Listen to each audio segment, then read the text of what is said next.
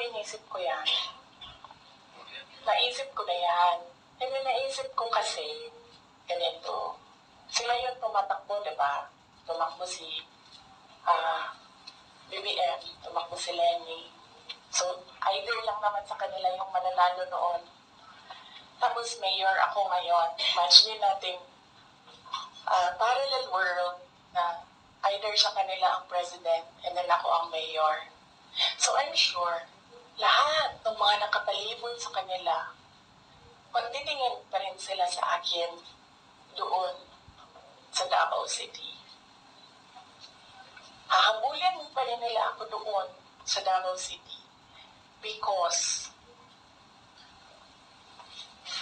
tinitingnan nila, yung mga nakapalibot sa kanila, wala na yan silang pakialam kasi president na sila, di ba? Pero yung mga nakapalibot sa kanila, may pakialam. Kasi sila yung tumitingin ng future. Sila yung tumitingin ng 2028.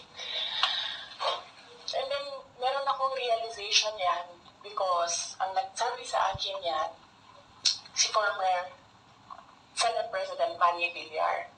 Sabi niya, wala kang kawala dyan.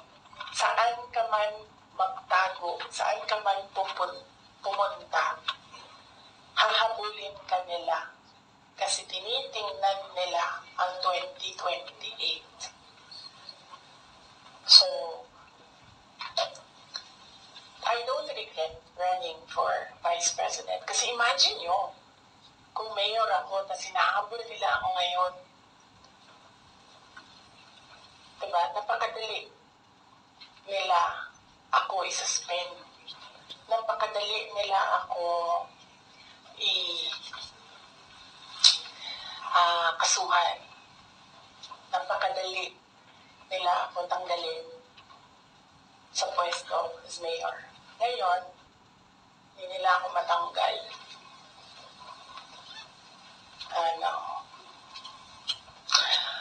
They can drag me to hell. Pagdating nila doon, ako pa rin yung presidente ng impyerno.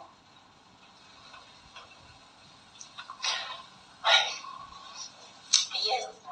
Yes.